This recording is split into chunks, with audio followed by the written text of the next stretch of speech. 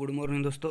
तो हमारा चल रहा है कलाम एकेडमी की तृतीय श्रेणी पेपर चली मैथ का आपका वार्षिकांक चल रहा है, जिसके अंदर हमने संख्या पद्धति, घातांकनी, वर्गमूल, घनमूल, बीजगणित, प्रतिशत, लाभ, हानि, साधारण ब्याज, चक्रवृद्धि ब्याज, अनुपात, रेखा गणित, समतल आकृतियाँ और आपके बहुभुज कंप्लीट कर लिया है। आज आप करेंगे समतल आकृतियाँ व क्षेत्रफल के परिमाण। ठीक है, चलो स्टार्ट करते हैं।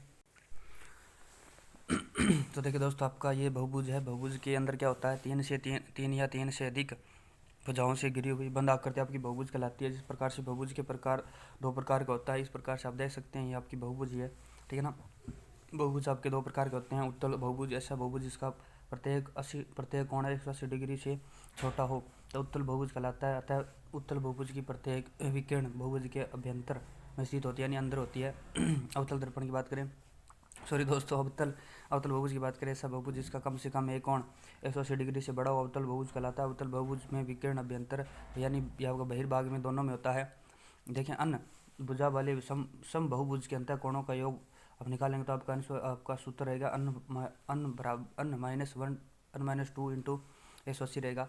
अन्य भुजा वाले सम बहुभुज के प्रत्येक अंतर कोण का मान होता है n-2 इंटू 180 बटे n। अन्य भुज वाले उत्तल बहुभुज के सभी बहिष्कोणों का योग आपका 360 होता है, और अन्य भुजा वाले उत्तल बहुभुज का प्रत्येक बहिष्कोण 360 बटे n होता है। आपके देखिए, अन्य भुजा वाले बहुभुज में विकर्णों की संख्या n square minus three n बटे 2। इसको आप n बराबर 1 माइनस 3n कर सकते हैं। ठीक है ना, बटे 2 कर सकते हैं। ठीक है,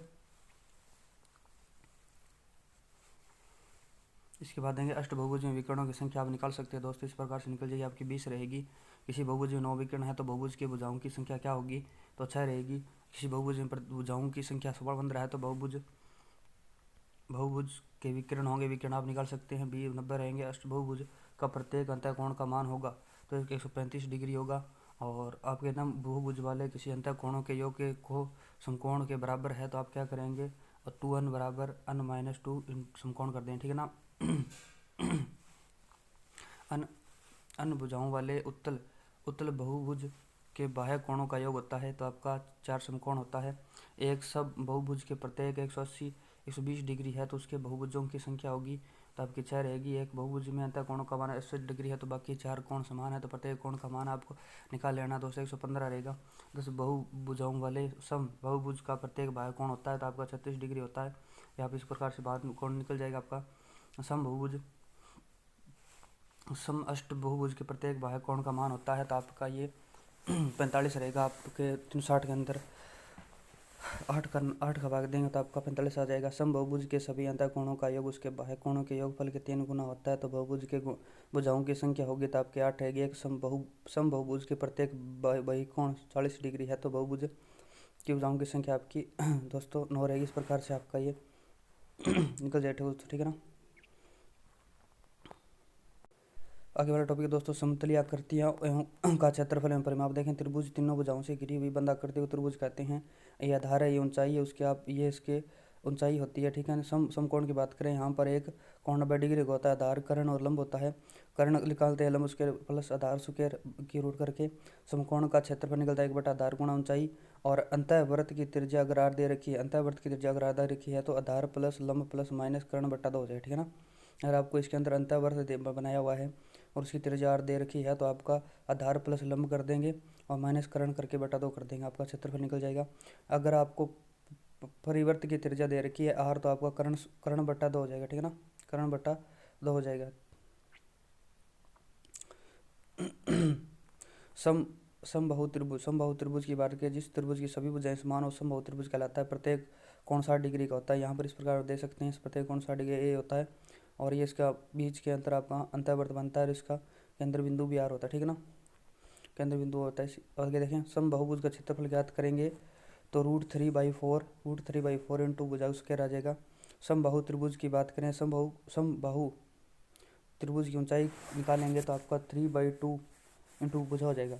समबाहु भुज की ऊंचाई निकालेंगे 3/2 इंटू 2 भुजा हो जाएगा और समबाहु त्रिभुज का परिमाप हो जाएगा 3 भुजा। अंतःवर्त की त्रिज्या निकालेंगे तो r बराबर हो जाएगा a/2 रूट 3, r बराबर a/2 रूट 3। अंतःवर्त का क्षेत्रफल निकालेंगे तो आपका निकलेगा पाई ए स्क्वायर बाई फरा। अंतःवर्त का क्षेत्रफल निकालना है तो पाई ए स्क्वायर बटा 12 हो जाएगा, पाई ए स्क्वायर बटा 12। परिवर्त की त्रिज्या निकालेंगे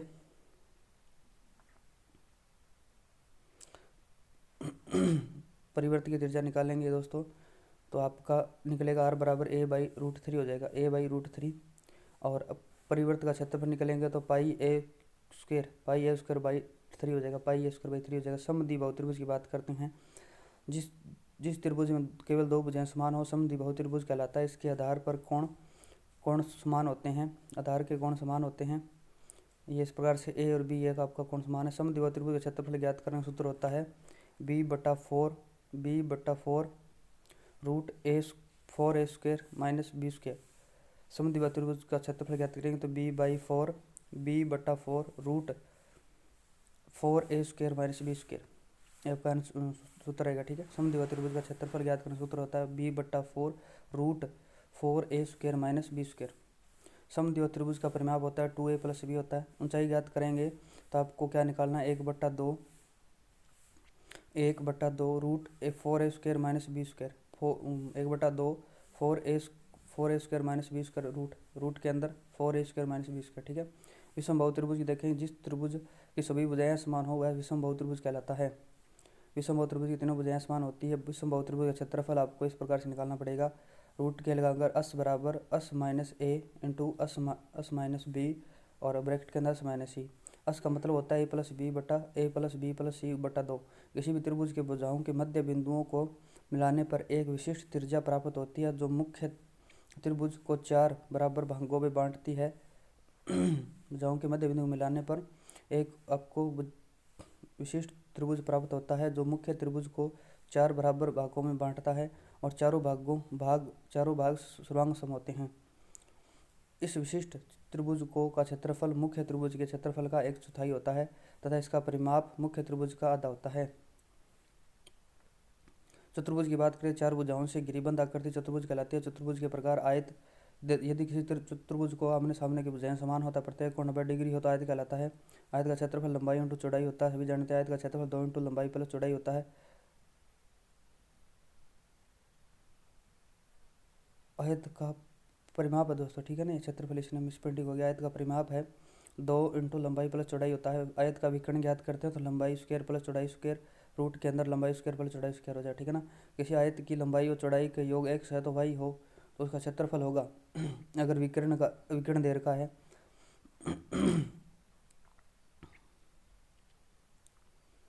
अगर यहाँ पर किसी आयत की लंबाई और चौड़ाई का योग x दे रखा है और आपका विकर्ण दे रखा हो तो उसका क्षेत्रफल ज्ञात करने का सूत्र होता है x square minus y square बटा 2। ठीक है, समांतर चतुर्भुज की बात करते हैं। यदि किसी चतुर्भुज की आमने सामने की भुजाएं बराबर हो और समांतर हो तो चतुर्भुज समांतर चतुर्भुज कहलाता है। इस प्रकार से आप देखेंगे यहाँ पर आमने सामने भुजाएं समान बराबर हो तो आपका समांतर चतुर्भुज कहलाता है। समांतर चतुर्भुज का क्षेत्रफल देखें होता है आधार इंटू ऊंचाई होता है। समांतर चतुर्भुज के दोनों संगत भुजाएं उनके शीर्षों को मिलाने वाले विकर्ण की लंबाई दी गई हो तो वह विकर्ण उसे 2 सर्वांग सम त्रिभुजों में बांटता है। अतः एक त्रिभुज का क्षेत्रफल निकाल कर 2 से गुणा करने पर समांतर चतुर्भुज का क्षेत्रफल प्राप्त होता है। ये क्या कह रहा है, समांतर चतुर्भुज का क्षेत्रफल आधार इंटू ऊंचाई होती है। समांतर चतुर्भुज की दोनों संगत भुजाएं व उनके शीर्षों को मिलाने वाले विकर्ण की लंबाई दी गई हो तो वह विकर्ण उसे 2 सर्वांग समत्रिभुजों में बांटता है। अतः इस त्रिभुज का क्षेत्रफल निकाल कर 2 से गुणा करने में समांतर चतुर्भुज का क्षेत्रफल प्राप्त होता है। ठीक है ना, वर्ग। यदि किसी चतुर्भुज की सभी भुजाएं समान तथा प्रत्येक कोण समकोण है तो वर्ग कहलाता है। वर्ग की बात करें इस प्रकार से 90 डिग्री होता है। वर्ग का क्षेत्रफल भुजा स्क्वायर होता है या फिर 1/2 विकर्ण की स्क्वायर। वर्ग का क्षेत्रफल भुजा स्क्वायर 1/2 विकर्ण की स्क्वायर होता है। वर्ग का परिमाप 4a होता है और वर्ग का विकर्ण √2a होता है। यहाँ a आपकी भुजा। समचतुर्भुज की बात करें, यदि किसी चतुर्भुज की सभी भुजाएं समान हो तथा विकर्ण परस्पर समकोण पर समद्विभाजित करते हो तो कोण समकोण नहीं होगा, समचतुर्भुज कहलाता है। जिसका कोण समकोण नहीं होता है वो समचतुर्भुज कहलाता है। समचतुर्भुज का क्षेत्रफल होता है 1/2 इंटू विकर्णों का गुणनफल। समलंब चतुर्भुज बात करें, यदि किसी चतुर्भुज में एक जोड़ी भुजाएं समांतर हो परंतु अन्य जोड़ी भुजाएं समांतर हो तो वह समलंब चतुर्भुज कहलाता है। इसका सूत्र होता है 1/2 समांतर भुजाओं का योग इंटू ऊंचाई। वृत्त की बात करें, किसी वृत्त बिंदु से एक निश्चित दूरी पर अनंत बिंदुओं को बिंदुपथ क्या कहलाता है, आपका त्रिज्या कहलाता है। वृत्त की परिधि होती है 2πr, वृत्त का क्षेत्रफल πr²। सकेंद्रीय वृत्त एक समतल में एक ही केंद्र से खींचे गए दो या अधिक वृत्त सकेंद्रीय वृत्त कहलाते हैं। बड़े की है बड़ी या कैपिटल आर और स्मॉल की है स्मॉल आर। रास्ते का क्षेत्रफल अगर आपको इस प्रकार से निकालना जाए तो आपको बड़े वाले में से छोटे वाले का क्षेत्रफल घटा के रास्ते का आ जाए, जिस प्रकार πr² माइनस πr²। ठीक है, बड़ा का कैपिटल आर, यहाँ पर स्मॉल आर। त्रिज्याखंड की बात करें, दो त्रिज्याओं और उसके अंतिम बिंदुओं से मिलाने वाले चाप से घिरे क्षेत्र को त्रिज्याखंड कहते हैं। त्रिज्याखंड का क्षेत्रफल πr² थीटा इंटू बट्टा 360 होता है, यानी 1/2 अल इंटू आर होता है। चाप की लंबाई की बात करें, यहाँ पर πr थीटा बटे 180 होती है। πr थीटा या फिर 2πr थीटा बटे 360 कर सकते हो, लेकिन πr थीटा करोगे तो 180 लिखना पड़ेगा। ठीक है ना। किसी पहिए द्वारा चक्कर में तय दूरी आपकी परिधि कहलाती है। किसी पहिए द्वारा कुल तय दूरी परिधि इंटू चक्रों की संख्या होती है। अब देखो इंपॉर्टेंट पॉइंट देखें, यदि लंबाई चौड़ाई वाले आयताकार मैदान के चारों ओर समरूप चौड़ाई यानी W का रास्ता बनाया जाए तो रास्ते का क्षेत्रफल ज्ञात करना है। तो यहाँ पर आपको क्या करना है दोस्तों, बड़े वाले में से छोटे वाले का आपको घटा देना है। ठीक है ना।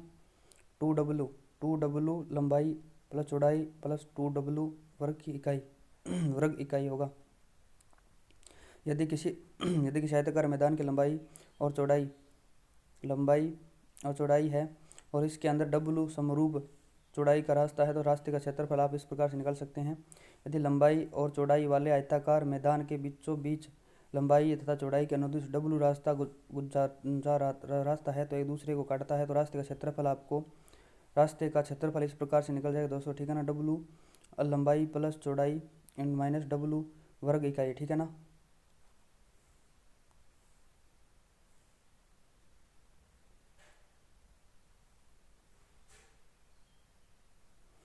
यानी कि बीच वाला जो रास्ता है 2 बार काउंट होगा, इसीलिए इसके अंदर जो W है क्या इसकी वर्ग इकाई आपकी इसके अंदर माइनस हो जाएगी। ठीक है।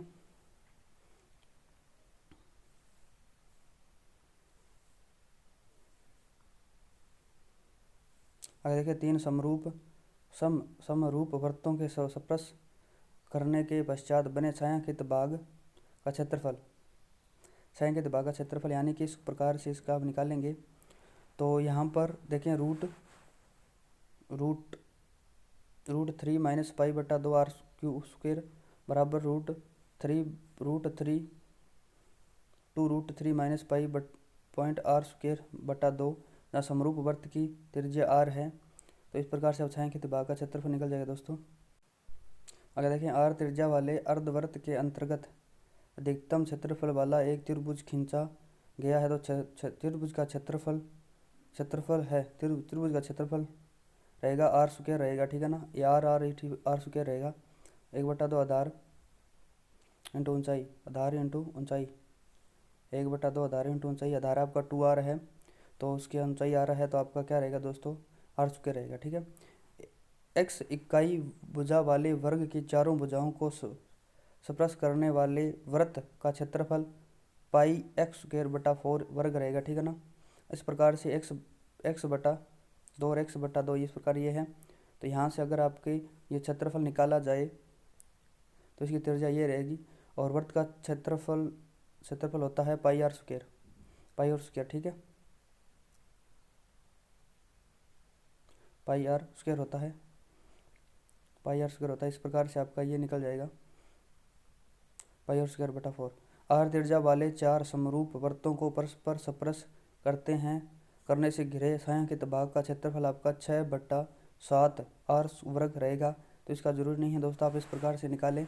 आप क्या करना है, आपको एक जो वर्ग दे रखा है इसका यानी इसको स्क्वायर कर देना है और इसमें से आपके जो वर्त के तो त्रिज्याखंड है यानी उनके अंदर जो एक वर्त का आपको क्या करना है, इसके अंदर से क्षेत्रफल घटा देना तो आपका 6 के भाग का क्षेत्रफल निकल जाएगा। ये सूत्र देखें, या जरूरी नहीं है याद रहे ना रहे, लेकिन आपको इस प्रकार से कॉमन सेंस के अंदर निकाल सकते हैं। जैसे आप याद रखना चाहेंगे तो भाग का क्षेत्रफल निकालना है तो 6/7 पाई आर स्क्वायर रहेगा, ठीक है। इस प्रकार से अगर आप देखें आर त्रिज्या वाले एक वृत्त के अंतर्गत महत्तम क्षेत्रफल वाला एक वर्ग खींचा जाता है तो वर्ग का क्षेत्रफल होगा 2r स्क्वायर रहेगा, 2r स्क्वायर रहेगा। इसकी लंबाई r है, ये ए है, ए है, ठीक है ना। तो यहाँ का जो आपका ए निकलेगा तो आपका 2r स्क्वायर वर्ग हो जाएगा, ठीक है। इसके प्रकार अभ्यास प्रश्न आपको देख लेना दोस्तों, ज़्यादा कठिन नहीं है, हार्ड नहीं है, कर लेना इसके। मिलते हैं आगे अपने नेक्स्ट टॉपिक के साथ चलेंगे। अब आगे टॉपिक है आपका ठोस आकृतियों का पृष्ठ क्षेत्रफल एवं आयतन। तो आयतन देखें, आयतन एक त्रिविमीय वस्तुओं द्वारा घिरी हुई जगह है जिसका आयतन या वॉल्यूम कहलाता है। किसी ठोस वस्तु को एक आकार से दूसरे आकार में परिवर्तन करने पर आयतन अपरिवर्तित रहता है। जब बड़ी ठोस आकृतियों से बनने वाले छोटी ठोस आकृतियों की संख्या पूछी जाए तो छोटी ठोस आकृति की संख्या निकालनी है तो बड़ी संख्या का आयतन बटे छोटी संख्या आयतन हो जाएगा। ऐसी आकृतियां जिनके आमने सामने के शीर्ष बराबर व समांतर है तो उनका आयतन आधार का क्षेत्रफल इंटू ऊंचाई हो जाएगा। वक्र पृष्ठ या पार्श्व पृष्ठ क्षेत्रफल किसी भी ठोस आकृति का वक्राकार भाग का क्षेत्रफल वक्र पृष्ठ क्षेत्रफल कहलाता है, अर्थात इसमें समतल प्लेन पृष्ठ के क्षेत्रफल को सम्मिलित नहीं किया जाता है। संपूर्ण पृष्ठ क्षेत्रफल किसी ठोस आकृति के वक्र पृष्ठ क्षेत्रफल से यदि पृष्ठ समतल पृष्ठों के क्षेत्रफल को भी सम्मिलित कर लिया जाता है तो संपूर्ण पृष्ठ क्षेत्रफल बनता है। मात्रा देखें, 1 सेंटीमीटर बराबर होता है 1 ml और 1 मीटर क्यूब बराबर होता है आपको दोस्तों 1000 लीटर बोलते हैं, जिसको इसके अंदर आपका 10 लाख सेंटीमीटर क्यूब होता है ये, और इसके अंदर 1000 लीटर आएगा। 1 मीटर क्यूब के अंदर 1000 लीटर आ जाएंगे। 1 लीटर में अंदर आ जाते हैं आपके 1000 डेसीमीटर क्यूब आ जाता है, और 1 लीटर के अंदर 1000 सेंटीमीटर होते हैं, 1000 सेंटीमीटर स्क्वायर क्यूब होता है, और 1 हेक्टेयर बराबर होता है 10,000 मीटर स्क्वायर। इस प्रकार से आपका यदि ठोस घनाभ की लंबाई चौड़ाई ऊंचाई 6 सेंटीमीटर है, 4 से 3 सेंटीमीटर तो पृष्ठ क्षेत्रफल संपूर्ण पृष्ठ क्षेत्रफल आयतन ज्ञात कीजिए। तो देखिए वक्र पृष्ठ क्षेत्रफल की बात करें, पार्श्व पृष्ठ तो 2 गुणा लंबाई इंटू चौड़ाई हो जाता है। संपूर्ण पृष्ठ आपका 2 इंटू लंबाई 2 इंटू लंबाई चौड़ाई ऊंचाई लंबाई हो जाएगी। इस प्रकार से आयतन या लंबाई इंटू चौड़ाई ऊंचाई हो जाएगा, ठीक है ना। उसी प्रकार आगे देखें, यहाँ पर कुछ आपको घनाभ का पृष्ठ क्षेत्रफल आयतन दे रखा है। यहाँ पर इसके सूत्र देखें, यहाँ पर क्या है तो पार्श्व पृष्ठ का क्षेत्रफल होता है 2 लंबाई प्लस चौड़ाई इंटू ऊंचाई होता है, लंबाई प्लस चौड़ाई इंटू ऊंचाई होता है। ये पार्श्व पृष्ठ क्षेत्रफल होता है। संपूर्ण पृष्ठ क्षेत्रफल की बात करें तो 2 लंबाई इंटू चौड़ाई इंटू ऊंचाई इंटू लंबाई होता है। आयतन लंबाई इंटू चौड़ाई ऊंचाई होता है। विकर्ण की बात करें तो लंबाई स्क्वायर प्लस चौड़ाई की स्क्वायर प्लस ऊंचाई की स्क्वायर रूट होता है। यदि किसी घनाभ की लंबाई चौड़ाई एवं ऊंचाई का योग x सेंटीमीटर है और उसके विकर्ण की लंबाई y हो तो संपूर्ण पृष्ठ का क्षेत्रफल होगा x square minus y square होगा। यदि किसी घनाभ की 3 संलग्न पृष्ठों के क्षेत्रफल क्रमशः x और y और z है तो आयतन होगा x रूट x y और z रहेगा। इस प्रकार से आपका ये क्वेश्चन है दोस्तों, ज़्यादा हार्ड नहीं है, को अगर आप एक सूत्र याद है तो आपको हो जाएगा। उसी बार करके देखें, यहाँ पर आपका है घन देखें 6 वर्गाकार पृष्ठों से लंबवत घिरी हुई बंद आकृति आपकी घन कहलाती है। इसमें भी 6 फलक यानी 8 कोने व 12 किनारे होते हैं। यदि घन की प्रत्येक भुजा एक इकाई है तो पार्श्व पृष्ठ क्षेत्रफल आपका 4a स्क्वायर रहेगा और संपूर्ण पृष्ठ क्षेत्रफल आपका 6a स्क्वायर रहेगा, ठीक है। आयतन के अंदर बात करें, आयतन a क्यूब रहेगा और विकर्ण रूट 3a रहेगा। उसके बाद में बेलन की बात करें, सिलेंडर की बेलन का वक्र पृष्ठ क्षेत्रफल आपका 2 पाई आर एच होता है। वक्र पृष्ठ क्षेत्रफल 2 पाई आर एच होता है। सो बेलन का संपूर्ण पृष्ठ क्षेत्रफल आपका 2 pi R H into H plus R होता है। बेलन का आयतन देखिए पाई आर स्क्वायर एच होता है। इस प्रकार से आपके ये सवाल है दोस्तों, एग्जाम्पल है तो आपको कर लेने हैं। ये आपके सूत्र आपको बस ध्यान रखना। बेलन का वक्र पृष्ठ क्षेत्रफल 2 पाई आर एच, बेलन का संपूर्ण पृष्ठ क्षेत्रफल 2 pi R H plus are, और बेलन का आयतन पाई आर स्क्वायर एच होता है। शंकु की बात करें, शंकु के अंदर आपके शंकु की ऊंचाई है, अल शंकु की तिर्यक ऊंचाई है, आर शंकु का आधार की ऊंचाई है। अगर आपको तिर्यक ऊंचाई पूछे तो आपको r square plus h square root हो जाएगा। शंकु का वक्र पृष्ठ क्षेत्रफल पाई आर एल होता है। वक्र पृष्ठ क्षेत्रफल पाई आर एल और उसके बाद में संपूर्ण पृष्ठीय क्षेत्रफल होता है पाई आर आर प्लस एल हो जाता है, आर प्लस एल हो जाता है। वक्र पृष्ठीय संपूर्ण पृष्ठीय क्षेत्र पाई आर आर प्लस एल। शंकु का आयतन 1/2 पाई आर स्क्वायर एच होता है। एक गोला या अर्धगोला की बात करें, एक निश्चित बिंदु से समान दूरी पर स्थित त्रिविमीय बिंदुओं के परस्पर संयोग से गोले का निर्माण होता है। गोल आकार के त्रिआयामी आकृति जो घुमावदार सतहों से घिरा है, अर्थात गोले में कोई किनारे और कोने नहीं होते हैं। गोले का वक्र पृष्ठीय क्षेत्रफल पाई आर स्क्वायर होता है। वक्र पृष्ठीय क्षेत्रफल आपका 4 पाई आर स्क्वायर होता है। गोले का आयतन 4/3 पाई आर क्यूब रहेगा। अर्धगोले की बात करें, यदि किसी ठोस गोले को ठीक बीचों बीच के अंदर से काटे जाए तो जो एक तल द्वारा 2 भागों में काट दिया जाता है, यह ठोस 2 बराबर भागों में विभाजित हो जाता है। इस प्रकार बना प्रत्येक भाग अर्धगोला सेमीस्फीयर कहलाता है, क्योंकि हेमी का अर्थ होता है आधा, हेमिस्फीयर कहलाता है। अर्धगोले में यह वक्राकार भाग होता है जिसका मान गोले के पृष्ठीय क्षेत्रफल का आधा होता है, तथा इसमें एक समतल भाग शीर्ष से ढक्कन होता है जो वृत्ताकार होता है, इसका मान पाई आर स्क्वायर होता है।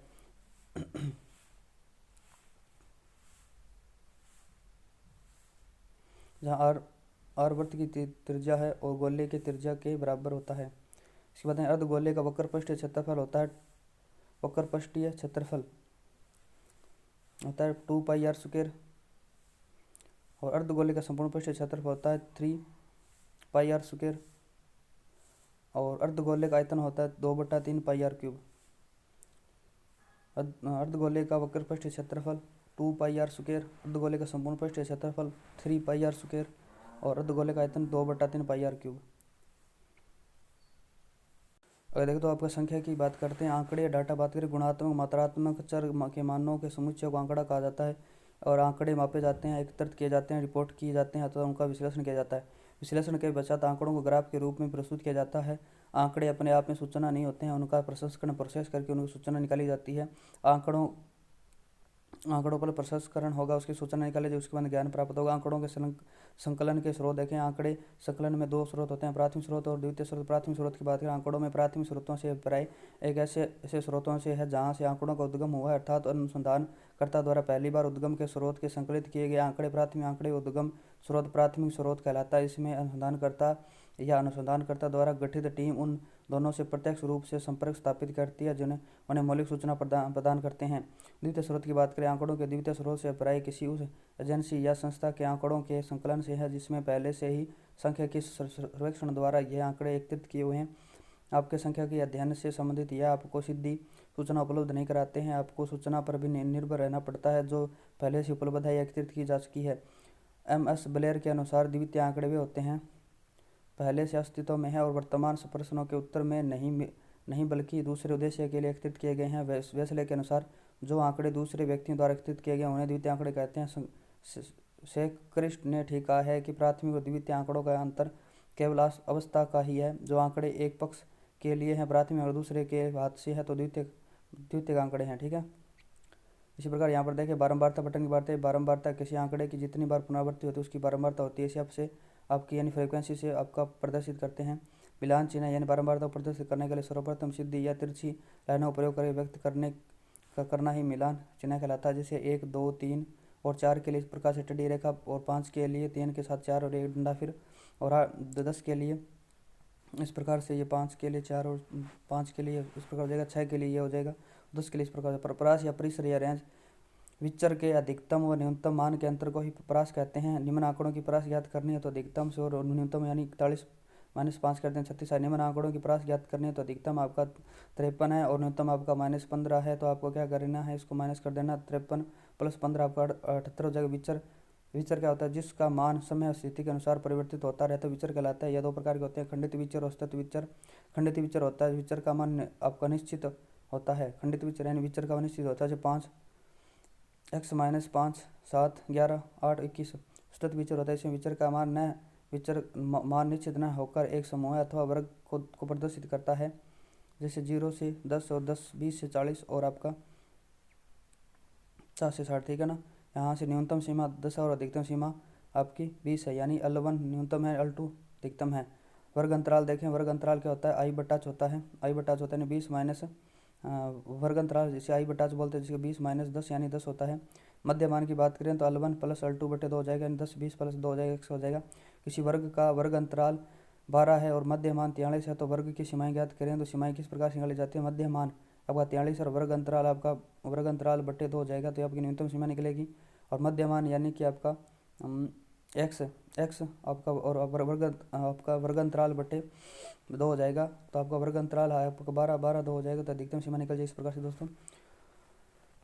43 माइनस 12 बटे 2, 43 प्लस 12 बटे 2, तो 37 49 आंसर आएगा। न्यूनतम सीमा 37 और अधिकतम 49 हो जाएगी। किसी वर्ग का मध्यमान 26 है तो वर्ग अंतराल 18 है, तो वर्ग की सीमाएं ज्ञात करनी है, तो 56 माइनस 18 बटे 2 हो जाएगा, और 56 माइनस प्लस 18 बटे 2 अधिकतम और न्यूनतम सीमा निकल जाएगी। बारंबारता बटन क्या होती है। व्यक्तिगत बारंबारता बटन और खंडित बारंबारता बटन और सतत बारंबारता बटन। सतत बारंबारता बटन आपकी अपवर्जी और समावेशी 2 प्रकार की होती है। व्यक्तिगत बारंबारता बटन इसमें विचर खंडित होते हैं तथा उसमें साथ साथ ही उसकी बारंबारता नहीं लिखी जाती है। अर्थात प्रत्येक आंकड़ा स्वयं को अलग अलग प्रदर्शित करता है, जैसे x बराबर 1 2 1 5 7 2 9 8 उदाहरण के तौर पर। उसी प्रकार खंडित बारंबारता बटन इसमें विचर खंडित होता है तथा उसके साथ उसकी बारंबारता भी लिखी जाती है, खंडित बारंबारता कहलाती है। सतत बारंबारता बटन की बात करें, इसमें विचर सतत होता है तथा उसके साथ बारंबारता लिखी जाती है, बारंबारता बटन कहलाती है, अर्थात इसमें वर्ग की बारंबारता होती है। ये 2 प्रकार की होती है। अपवर्जी के अंदर हम 0 से 10 10 से 20 20 से 30 और 30 से 40 लेते हैं। फ्रीक्वेंसी 5 7 2 8 है। इसमें पहले वर्ग की अधिकतम सीमा दूसरे वर्ग की न्यूनतम सीमा का कार्य करती है, ठीक है ना। यानी कि जो 10 है 10 अधिकतम सीमा है, इसके अंदर जो 10 का आंकड़ा है वो इसके अंदर नहीं लिया जाएगा, और इसके अंदर दूसरे की जो न्यूनतम सीमा है वो 10 रहेगी। इसमें वर्ग की न्यूनतम सीमा का मान शामिल किया जाता है, अधिकतम सीमा का मान अगले वर्ग में शामिल किया जाता है। उदाहरण के देखिए, प्रथम वर्ग के अंदर 0 बराबर होगा x के और 10 से आपका क्या होगा, कम होगा, ठीक है ना। समावेशी के अंदर है आपका 1 से 10, बाद में 11 से 20 और 21 से 30 और आपका 31 से 40। इसमें इस वर्ग की सीमाओं का दूसरे वर्ग की सीमाओं से कोई संबंध नहीं होता है। इस वर्ग के दोनों सीमाओं का मान उसी वर्ग में शामिल किया जाता है। उदाहरण के लिए x बराबर होगा 1 बराबर या बड़ा होगा 1 से, और या बराबर होगा 10 से या बड़ा होगा, ठीक है ना, छोटा होगा। देखें चिन्ह यह आपका क्या कहलाता है, आपका ये टली चिन्ह कहलाता है। इस प्रकार के चिन्ह का मान है, तो इसके अंदर आपका 5 मान है इसका।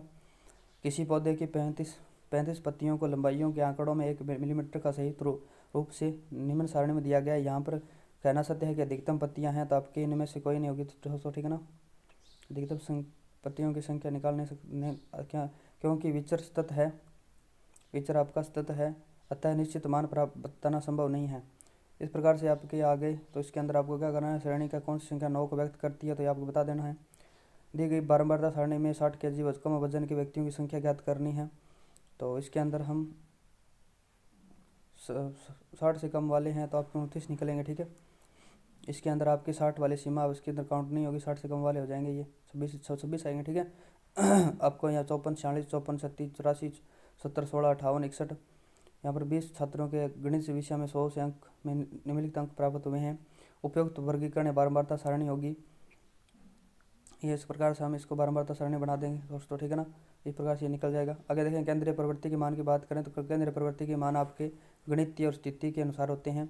गणित स्थिति समांतर माध्य या माध्य होता है, और स्थिति के अनुसार आपकी माध्यमिका और बहुलक होता है। आपकी माध्यिका और बहुलक होता है। माध्य के अंदर देखें, माध्य आपका x होता है, माध्यिका अम होती है, बहुलक जड़ होता है, और इनके अंदर संबंध होता है बहुलक बराबर 3 माध्यिका माइनस 2 माध्य, यानी कि बहुलक बराबर 3 माध्यिका माइनस 2 माध्य। तो माध्य क्या होता है, आंकड़ों का योग बटे आंकड़ों की संख्या होती है। योग यानी कि माध्य प्लस इंटू आंकड़ों की संख्या होती है, माध्य इंटू आंकड़ों की संख्या होती है। प्रथम 5 अभाज्य संख्याओं का माध्य ज्ञात कीजिए, तो 5 अभाज्य संख्या 3 2 3 5 7 और 11 है। माध्य आपको इस प्रकार से निकल जाएगा, राशियों का योग बटे राशियों की संख्या होती है, आंकड़ों का योग बटे आंकड़ों की संख्या। अगर देखिए निम्न आंकड़ों के माध्य ज्ञात करना है, तो आपको माध्य 7 23 28 32 40 को जोड़ कर लेना, उसके बाद टोटल 5 से भाग देना, आपका माध्य निकल जाएगा। खंडित बारंबारता बटन का माध्य होगा, तो खंडित बारंबारता बटन है दे रखा है, तो उसका माध्य हो जाएगा अफ एक्स बटा एफ हो जाएगा, ठीक है ना। और सतत बारंबारता बटन का माध्य होता है, सतत बारंबारता बटन का माध्य होता है, जैसे वर्ग है ये आपका, तो इसके अंदर आपका L1 L2 दे रखा है, और एफ आ गए, मध्य मान आपका निकल जाएगा x, और आप उसके बाद में एक्स को अफ एक्स से गुणा कर देंगे तो अफ बराबर एक्स हो जाएगा, अफ एक्स बटा एफ एक्स बटा एफ हो जाएगा। ठीक है, माध्य की बात करें तो आंकड़ों को सर्वप्रथम आरोही अवरोही क्रम में व्यवस्थित करते हैं। उसके उपरांत मध्य का पद मान ही उसका माध्यिका होती है। आंकड़ों को सर्वप्रथम बढ़ते हुए क्रम में व्यवस्थित करते हैं तथा उसके उपरांत अन बट्टा 1/2 से उसी वाला भाग माध्यिका होता है।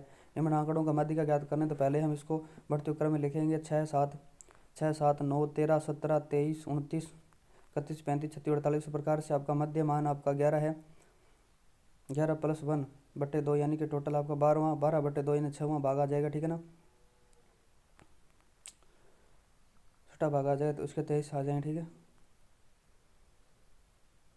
1 2 3 4 5 6 7 8 9 10 11 11 है तो आपको 11 + 1 कर देंगे तो आपका मध्य भाग आ जाएगा 23। किसी आंकड़ों को माध्यिका ज्ञात करनी है तो माध्यिका ज्ञात करेंगे तो पहले उनके अवरोही क्रम में लिखेंगे। आरोही क्रम में लिखने पर टोटल आपके 16 है, 16 को आपको क्या करना है +1 करना है तो आपका 2 आ जाएगा। और 8 + 1 भाग यानी 8 व 9 के बीच का भाग होगा। ठीक है, उसके बाद में यहाँ पर देखें निम्न आरोही क्रम में व्यवस्थित आंकड़ों की माध्यिका 23 हो तो उनके x का मान ज्ञात करना है। माध्यिका दे रखी है आपको, 23वां पद आपका माध्यिका रहेगी और 23वां पद आपका है दोस्तों 23 4.5वां पद यानी पद होगा आपका 23 और 20 21 + x बटा 2 23 आ जाएगा। 41 + x बराबर 46, x बराबर 46 - 41 5 आ जाएगा।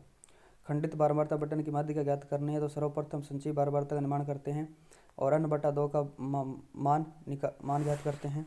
कुल n यानी कुल बारंबारता अधिकतम पद की CF होती है। n बटा 2 का मान आपका CF से देखते हैं। CF यानी n बटा 2 का मान जहाँ होता है उसकी ठीक सामने विचर x का मान वाली माध्यिका होती है। इस प्रकार से सतत बारंबारता बटन की माध्यिका ज्ञात करेंगे तो माध्यिका आपको बराबर अल प्लस n बटा 2 माइनस सी अल बराबर अल प्लस n बटा 2 माइनस सी बटा एफ यानी आई हो जाएगा।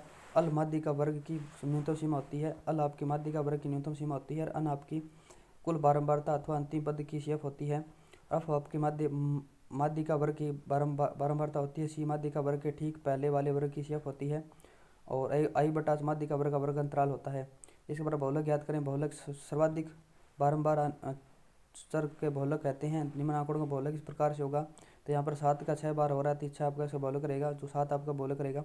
सतत बारंबारता बटन का बहुलक ज्ञात करते हैं तो यहाँ पर देखें Z बराबर L plus f1 minus f naught बटा 2f1 minus f naught minus f2 into I हो जाएगा।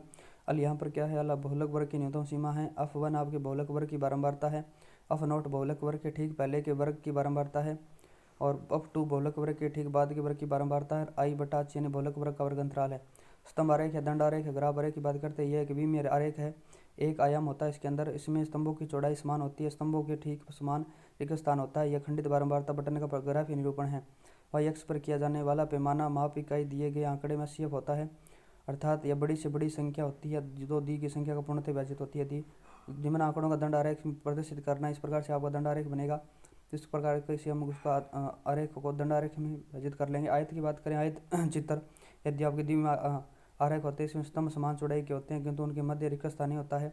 एक्स अक्ष पर हम वर्ग अंतराल जैसे y अक्ष पर बारंबारता लेते हैं तो इसमें आयतों का क्षेत्रफल संगत वर्ग की बारंबारता के समानुपाती होता है। आयत चित्र में सतत वर्गीकृत बारंबारता बटन का ग्राफीय निरूपण होता है।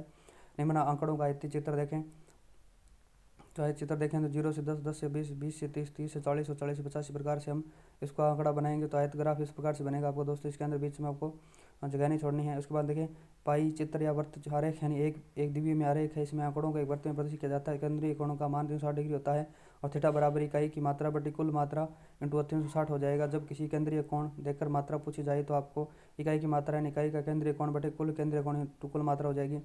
औजाइविक अथवा त्वरण माध्यिका ज्ञात करने के काम में आता है।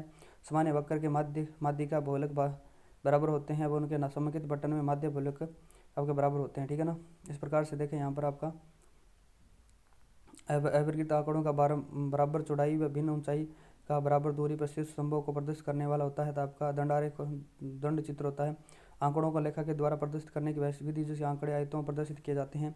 उनका आधार एक्स अक्ष है, उसके आधार बराबर चौड़ाई के दो आयतों के बीच छोड़ा गया स्थान बराबर होता है तो आपका सत्य वर्गीकृत बारंबारता होती है। एक्स पर ग्राफ के रूप से प्रदर्शित किए जाने वाले आंकड़े लाख में 1.52721 है तो 3.3 है तथा इसकी इकाइयों का प्रदर्शन करने के लिए उपयुक्त माप स्केल कौन सा होगा, तो आपका 40,000 होगा। उसके बाद में आपको इस प्रकार से आंकड़े दे रखे हैं दोस्तों, इसके अंदर आपको वर्त के अंदर आंकड़े निकाल लेने हैं।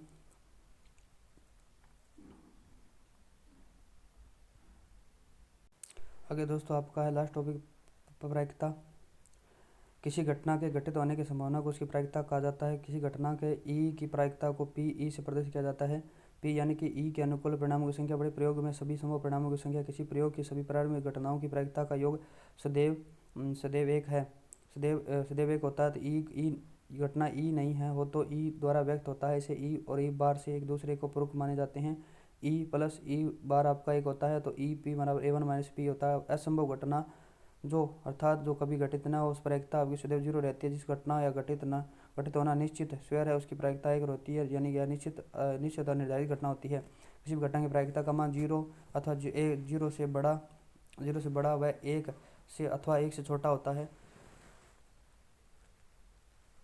निम्न में से कौन सी संख्या किसी घटना की प्रायिकता को नहीं हो सकती है तो आपकी -0.5 नहीं हो सकती है, क्योंकि प्रायिकता का मान 0 से कम और 1 से ज़्यादा नहीं हो सकता है। सामान्य वर्ष में 53 सोमवार होने की प्रायिकता होगी तो यहाँ पर 1/7 रहेगी दोस्तों। 53 में देखिए सामान्य वर्ष में 365 दिन होते हैं और 52 सप्ताह होते हैं, तो इसके अंदर आपकी एक दिन होता है 1/7 हो जाएगा, ठीक है ना। एक दिन एक अधिक वर्ष में 53 रविवार होने की प्रायिकता ज्ञात करें तो 2/7 हो जाएगी। तो यहाँ पर देखें एक अधिवर्ष में 360 दिन होते हैं, 366 दिन होते हैं, 52 सप्ताह प्लस 2 दिन होते हैं। 2 दिन यानी रविवार प्लस सोमवार हो सकते हैं, सोमवार प्लस मंगलवार हो सकते हैं, मंगलवार बुधवार हो सकते हैं, बुधवार गुरुवार हो सकते हैं, गुरुवार पर शुक्रवार हो सकते हैं, शुक्रवार शनिवार हो सकता है, शनिवार रविवार हो सकते हैं। यानी अनुकूल परिणाम आपके 7 और अनुकूल परिणाम 7 है, अनुकूल परिणाम आपके 2 है तो आपके 2/7 हो जाएगी। पासे के आधार देखें, एक पासे को छालने पर परिणाम 6 प्राप्त होते हैं, 2 पासों को छालने पर कुल परिणाम 6 × 6 36 प्राप्त होते हैं। 1 1 1 1 2 1 3 1 4 1 5 1 6 2 1 2 2 2 3 2 4 2 5 2 6 और 1 3 1 3 2 3 3 3 4 3 5 3 6 और 4 1 4 2 4 3 4 4 4 5 4 6 5 1 5 2 5 3 5 5 4 5 6 5 5 5 6 6 1 6 2 6 3 6 4 6 5 6 6। एक पासे को उछालने पर उस 3 से छोटी अभाज्य संख्या आने वाली प्रायिकता ज्ञात कीजिए। 3 से छोटी देखें तो कुल परिणाम 6 होते हैं, 1 3 5 4 तो कुल परिणाम आपके 2 आएंगे, यानी कि आपका 1/6 हो जाएगा, ठीक है ना। कुल अनुकूल परिणाम 2 हैं तो आपका 1/6 हो जाएगा, ठीक है। 2 पासों को उछालने पर आने वाले आंकड़े का योग अगर 10 आने की प्रायिकता ज्ञात कीजिए तो कुल परिणाम 36 होते हैं। कुल अनुकूल परिणाम 4 + 6 4 6 5 5 4 6, कुल अनुकूल परिणाम 3 आएंगे, 3/36 1/12 हो जाएगा, ठीक है। सिक्कों के आधार पर देखें, सिक्के को उछालने पर हेड आने की प्रायिकता ज्ञात कीजिए तो कुल परिणाम हेड और टेल होता है। अनुकूल परिणाम हेड है तो अनुकूल परिणाम 1/2 यानी हो जाएगा। 2 सिक्कों को उछालने पर कम से कम हेड आने की प्रायिकता 2 देखें, head head head tail head और टेल टेल आ जाएगा, ठीक है ना। अनुकूल परिणाम आपके हेड आने की प्रायिकता 3 है, 3/4 हो जाएगा। सिक्कों को उछालने पर 3 समान परिणाम आने की प्रायिकता ज्ञात कीजिए, head head head tail tail head head head head head tail head head tail tail और tail head head tail head tail tail head tail tail head और टेल टेल टेल टेल।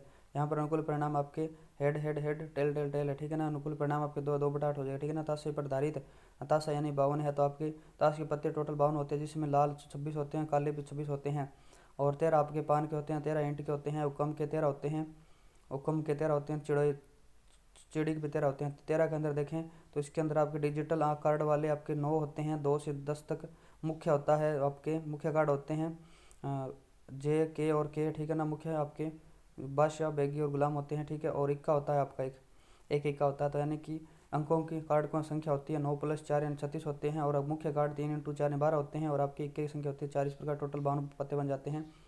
इस प्रकार से ताश की गड्डी से एक पता आदर्श रूप से निकाला जाता है, उसके हुक्म आने की प्रायिकता ज्ञात कीजिए। अनुकूल परिणाम 13 है, कुल परिणाम 52 है, 13/52 1/4 हो जाएगा। ताश के पत्तों से एक पता आदर्श रूप से निकाला जाता है, उसके लाल या बेगम होने की प्रायिकता ज्ञात कीजिए। लाल या बेगम, लाल तो 26 और बेगम आपकी 2 रहेगी तो 28 हो जाएंगे।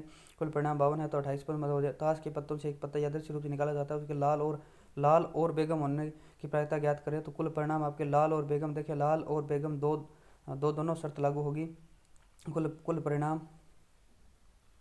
कुल परिणाम 52 है, तो यहाँ पर 2/52 हो जाए, ठीक है ना। उसने लाल और बेगनी, बेगम आपकी लाल होनी चाहिए, वही देखना है, ठीक है ना। दो आपकी बेगम, दो लाल होती है, तो दोनों शर्त लागू है। ताश के पत्तों का एक पत्ता यादृच्छिक रूप से निकाला जाता है तो उसके चिड़ी ना होने की प्रायिकता ज्ञात कीजिए। तो चिड़ी ना होने के देखें तो इसके अंदर 52 माइनस 13 39 पत्ते हैं, वो चिड़ी के रहेंगे। कुल परिणाम आपके 52 है, 39 माइनस 52 यानी 13/4। गेंद प्रदाय देखें, टोकरी में 8 लाल, 3 सफेद, 4 हरी गेंदे हैं, उसमें से गेंद को यादृच्छिक रूप निकाला जाता है तो उसके हरी न होने की प्रायिकता ज्ञात कीजिए। कुल परिणाम आपके हैं 11, तो हरी नहीं होने के आपके हरी नहीं है तो आपके 8 + 3 यानी 11 हो जाएगी।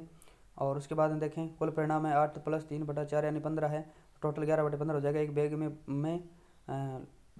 में 12 लाल व एक सफेद गेंदे हैं, उनमें से आदर्श रूप से निकाली जाती है तो उस गेंद के सफेद होने की प्रायिकता 1/5 है। तो अब x का मान ज्ञात करें। कुल परिणाम आपके x हैं, कुल और अनुकूल परिणाम x है, कुल परिणाम 12/x हैं, तो p बराबर x बटा 12 + x हो जाएगा और 1/x की प्रायिकता है। 12x बराबर 5x बराबर x प्लस 12 + x, 4x बराबर 12 यानी x बराबर 12/4 यानी बराबर 3 हो जाएगा। अभ्यास के प्रश्न देखें तो अभ्यास के प्रश्न ये दोस्तों आपके को ज़्यादा दिक्कत नहीं इसमें। चलो मिलते हैं नेक्स्ट वीडियो के अंदर, तब तक के लिए जय हिंद जय भारत।